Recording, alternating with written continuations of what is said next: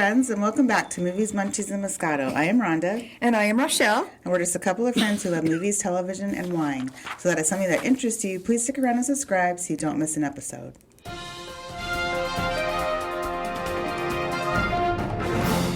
Now it's time for movie and TV news and pulp culture discussion.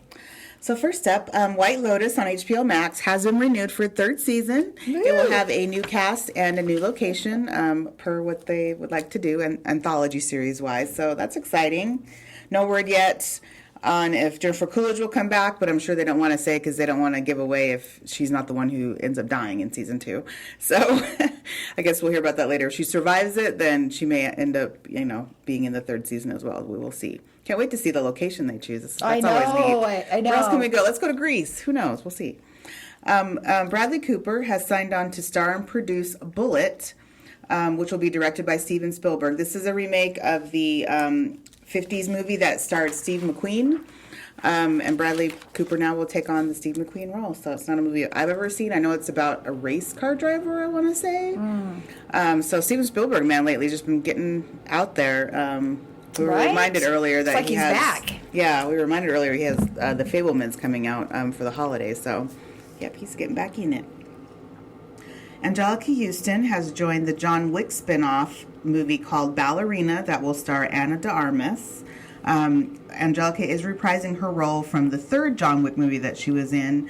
So basically, she actually runs a school of ballerinas. That was what was introduced in the third John Wick. And Ana de Armas will be a ballerina that also can fight. That's the premise of the show. I love Anna. I think I said I never watched her as Marilyn Monroe in Blonde, and I still don't plan to. But I really liked her in Knives Out, the first Knives Out movie. She was good in that. She was also good in the Gray Area with Ryan Gosling. I can't remember the name of it now. I did watch it. I remember reviewing it and liking it on Netflix. But anyway, I really think she's a good actress. And then finally, singer Brandy, is returning as Cinderella in The Pocket Watch, which will be part of the Descendants franchise on Disney+. For those who may not know, the Descendants had a trilogy series of movies on Disney+ that focused on the descendants of popular villains. So it was like you had the daughter of, Cruella de Vil, you had the son of Captain Hook, that type of thing. Wow. And so now Brandy is returning as Cinderella in the same type of movie line. So I think that'd be cool. Oh, yeah. Something to look forward to. So movies and TV shows out this week. Speaking of Steven Spielberg, we have The Fabelmans. This is in theaters and stars Michelle Williams, Paul Dano, and Judd Hirsch.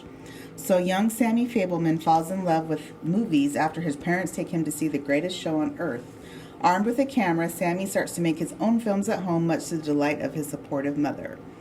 And so, for those who don't know, this is basically a little bit of an autobiographical story for Steven of his life growing up, and this is how he knew he wanted to be a filmmaker. So that's pretty cool. Oh, I know. I didn't know that this was about Steven Spielberg. I vaguely remember hearing about that, and then when our friend Linda was telling us about that, I was like, oh, that's right. So that's a cool little fact about it.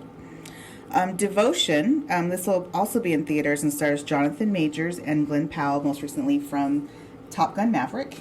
The inspirational true story of Jesse Brown, the first black aviator in U.S. naval history, and his enduring friendship with fellow fighter pilot Tom Hudner. Helping to turn the tide in the most brutal battle in the Korean War, their heroic sacrifices ultimately make them the Navy's most celebrated wingmen. This actually looks really good. I'm a fan of both of those actors. I was reading that Glenn Powell had to talk Jonathan Majors into doing it, but he's like, I stalked him all the way into the sauna at a gym to be like, you should do this role, man. Do really? This. Yeah. And he said, so we had a real good talk in the sauna. Oh my It gosh. was so funny. I was like, yeah, you go. So now they're good friends. So and that's cool. Then we have Bones and All. This is a trailer we just barely saw last night, but this is in theaters and stars Timothy Chalamet and Taylor Russell.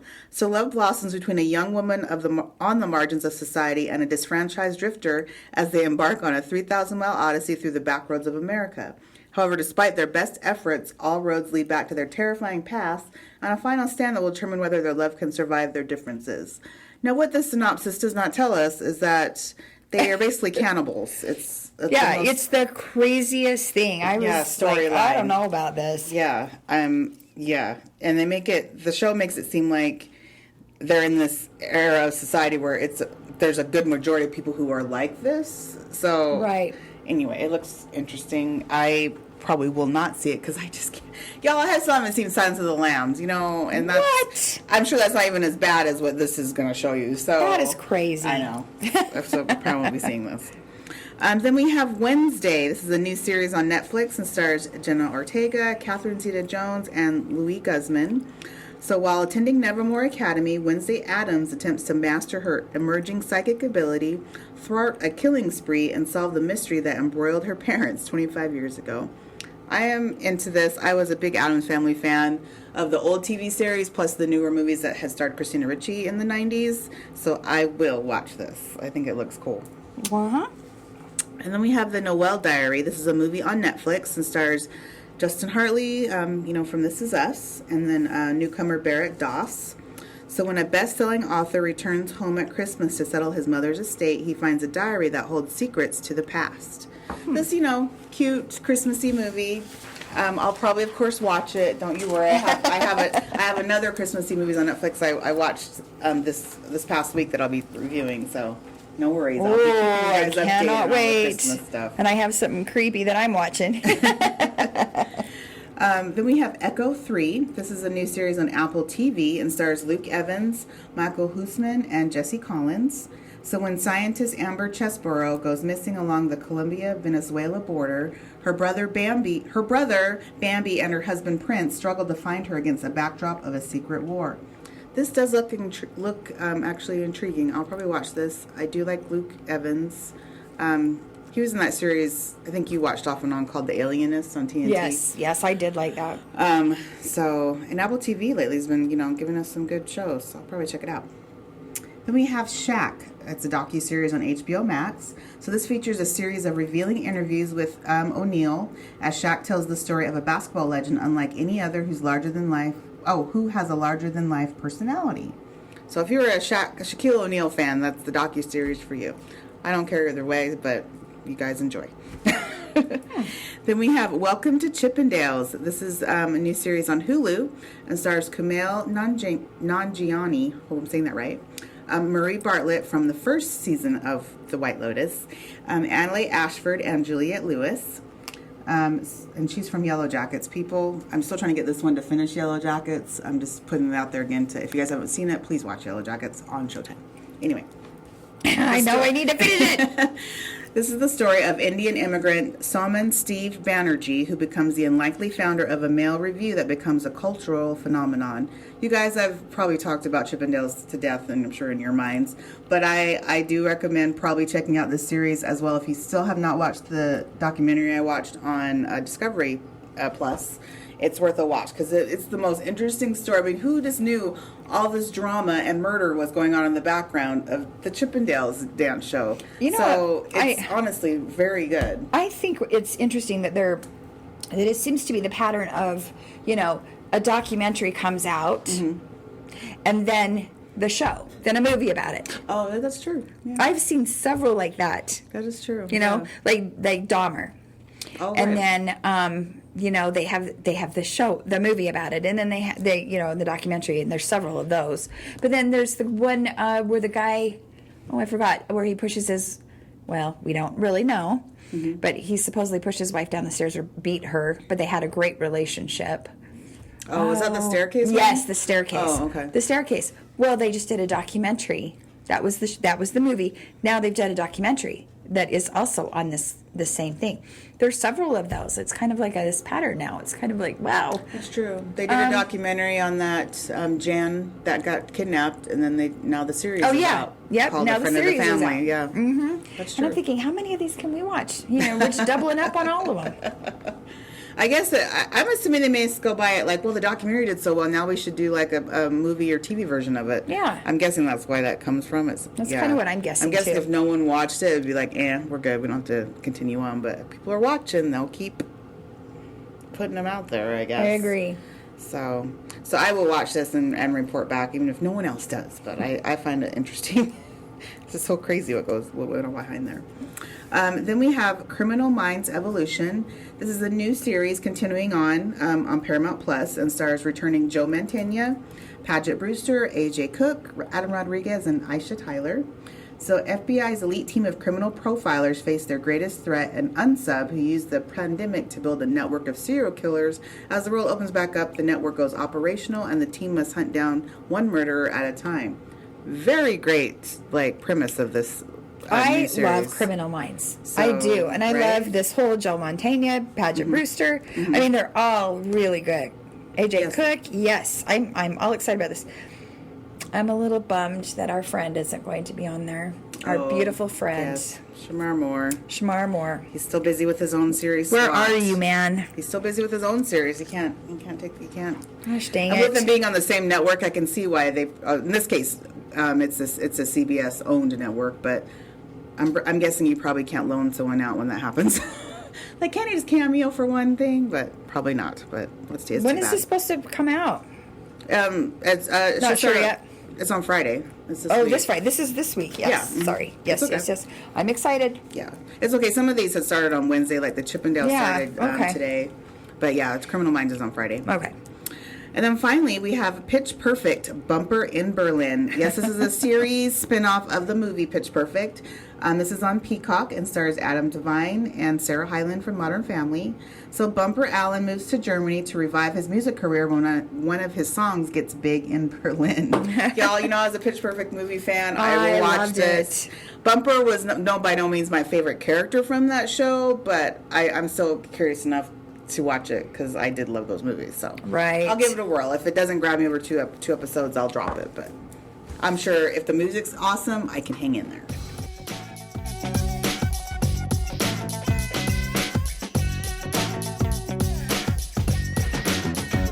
Okay, so what we've been watching this week, we want to start out by doing a movie review of the movie The Menu that we saw last night. This starred Ralph Fiennes, Anna Taylor-Joy, Nicholas Hoult, a surprise showing of Judith Light. I was like, what? I know, Light's in here. Judith Light. She used to be in... Who's the Boss? Who's the Boss? Yeah, oh my gosh. That's crazy. And then also John Leguizamo. I'm not sure if it's Jeanette or Janet McTeer. Anyway, she was from Ozark, as Rochelle pointed out. And a lot of it was a very large cast. Anyway, she was the lawyer in Ozark. Yeah. Yes. Anyway, so yeah, this was a very weird show. Very weird movie. And it looked weird. It is. It did look. Yeah, it was weirder than even the trailer lets you know. And I see why. I mean, you don't want to give too much of it away, but it was. No. It was very interesting. I will just say. This, to me, isn't really much of a spoiler. It's just, it is gory. So if you're someone who is a little squeamish, it's not like super gory, like, what is it, Saw or anything, nothing like that. But if you're someone who's even a little squeamish about certain, beware of that. Murder in particular. Right. Murder, it's kind of crazy. The basic, premise of the movie is you have a chef who's invited all these people onto a private island that he co-owns, and to have them experience his restaurants, his updated menu, as the title suggests. But there, of course, there's more to it than that. Mm-hmm. And he seems to snap. Yes. And unfortunately, bad things start to happen because he has some of them are dumb, let me just say, little beefs with every single person that he's invited there today. Mm-hmm.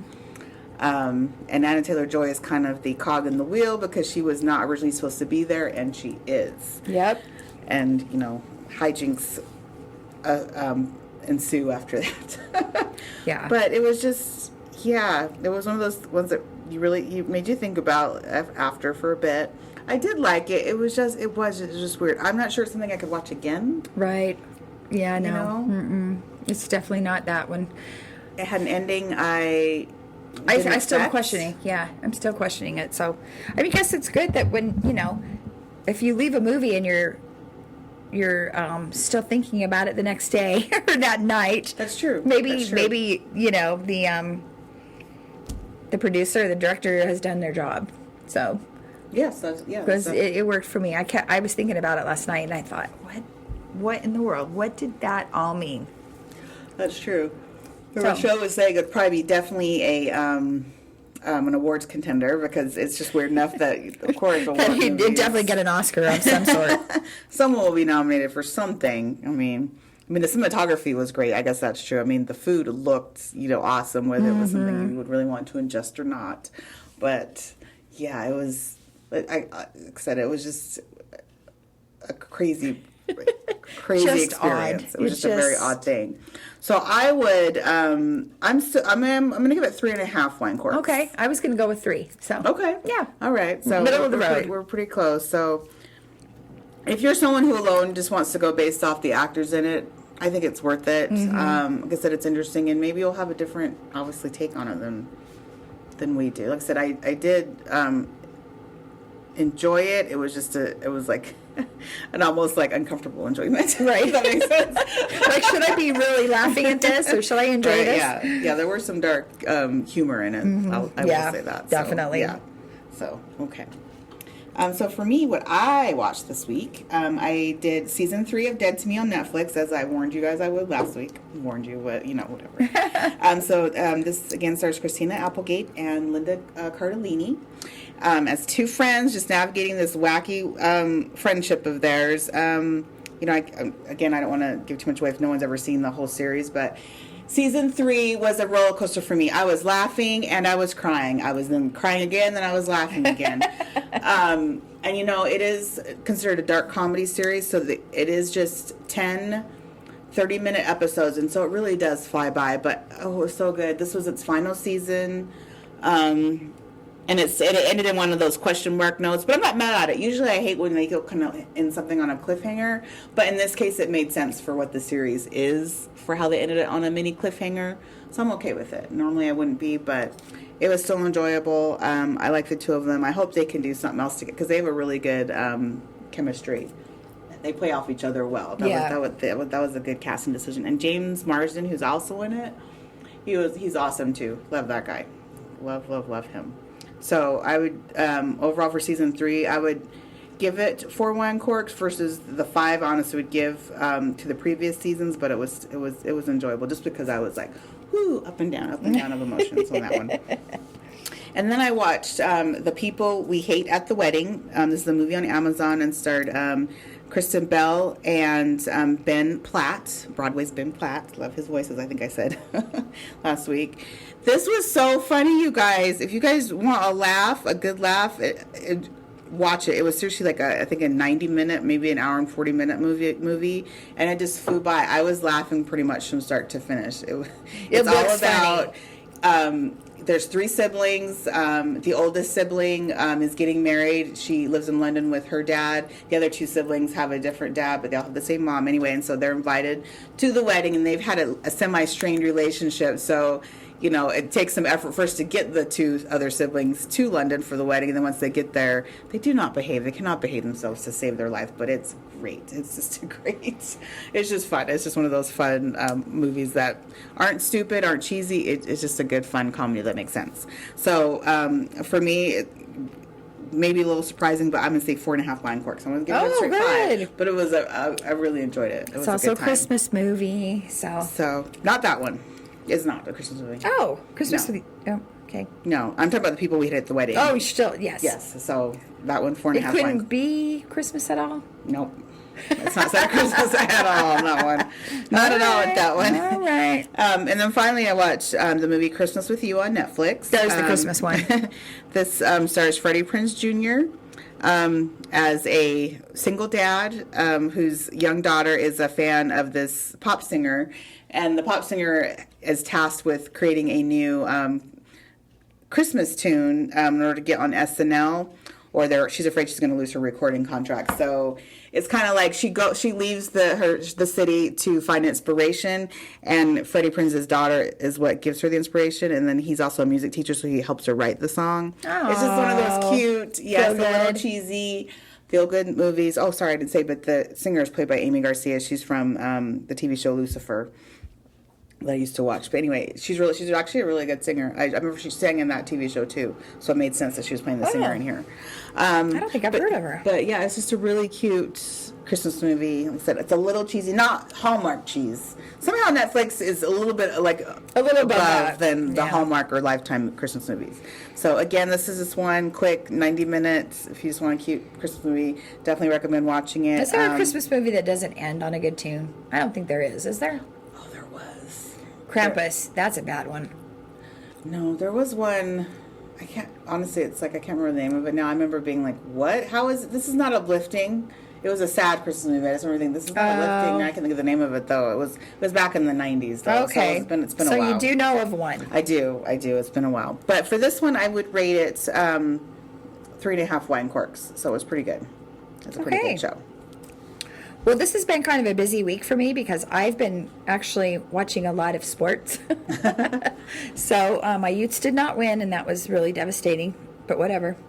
And I've been watching a lot of Jazz games. But in between that, I've been watching The White Lotus, because it releases weekly. So, and I'm liking this one. I think I still like the first season better so far. How about you? Yeah, I'd agree. The first season was still better. So far. I think the first one was a little bit funnier and just a little more quirky. And then also, started watching Yellowstone, which I do love. And we had a couple of other opinions, Rhonda's and our friend who came to see us today. They were both kind of starting out a little slow, would you say? For me, it was, yeah. The wow wasn't there. Right.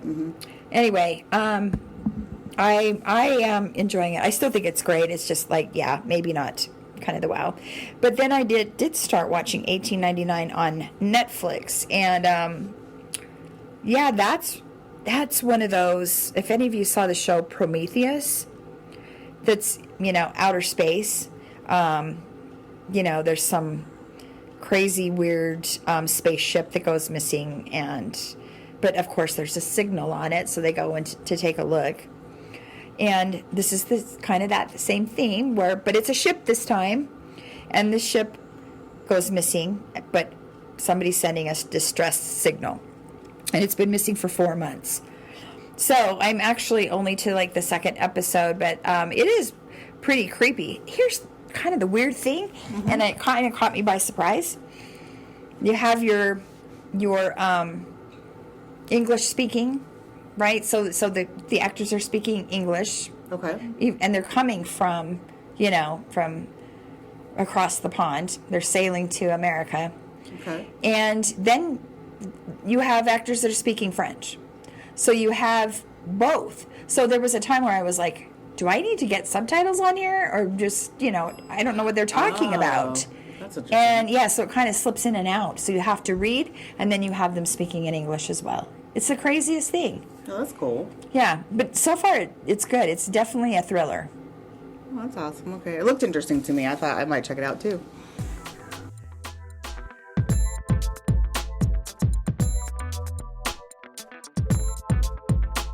And now it's time for some movie trailer talk.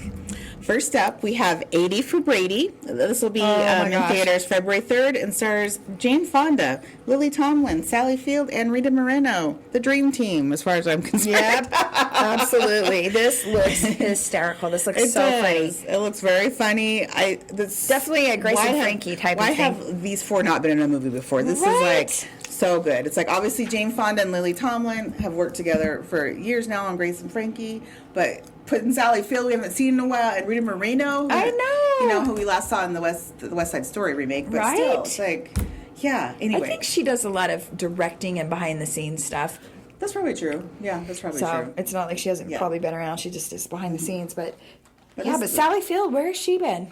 Right? Maybe doing the same thing. Maybe she's been with Rita Moreno behind the scenes and back of a camera. Yeah, maybe. Directing. We don't know. You don't know, but this looks really good. You have appearances by Tom Brady and Rob Gronkowski because Yep. they're BFFs. And Also the Dream Team.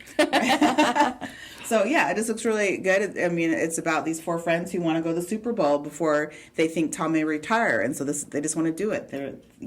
They're not too old and they're going to do it. So it just And they got $20 for the tickets. right.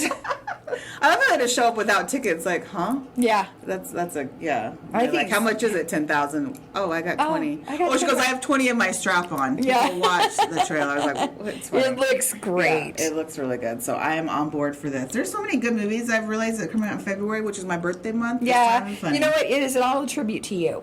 That's what it is. Our It's like, biggest movie buff. right? I got this. I got my Magic Mike. I got Ant-Man. It's like all 3 things I honestly want to watch. So it's like, I know there's probably something else I'm forgetting, but yeah, February is woohoo. Rhonda month. We might not see Rhonda for a while. You never know. We'll just go to the theater and find her there. Then we have Inside. This is in theaters March 10th and stars William Dafoe. This looks like one of those, again, it could be one of Odd. those Oscar contenders because it is odd. It is odd. It looks like he's playing a thief. He ends up getting locked in this apartment with no way to get out. And it's like no one has been there apparently for a while because there's really no food. And he's trying to survive. It's the most interesting. It's very... Yeah, it looks really crazy. I love William Dafoe. I mean, I Yes. think he is just it. He's an amazing actor, but what is happening with this?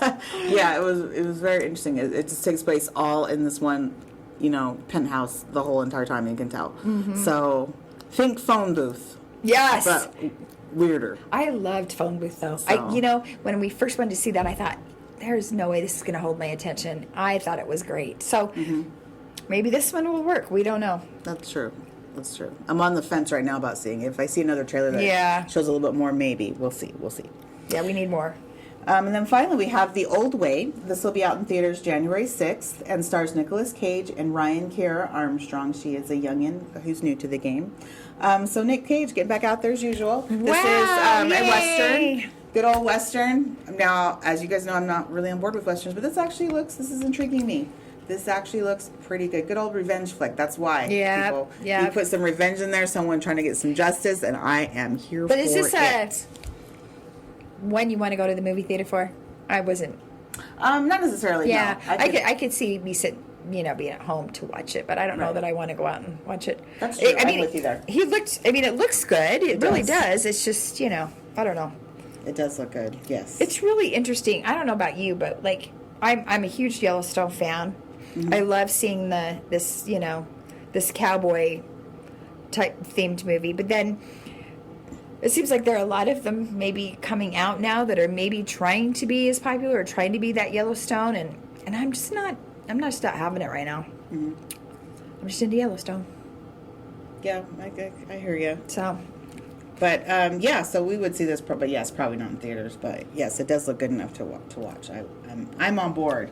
yeah. So again, another week where we have a good trailers for upcoming Yep. shows. So next year is going to be the bomb.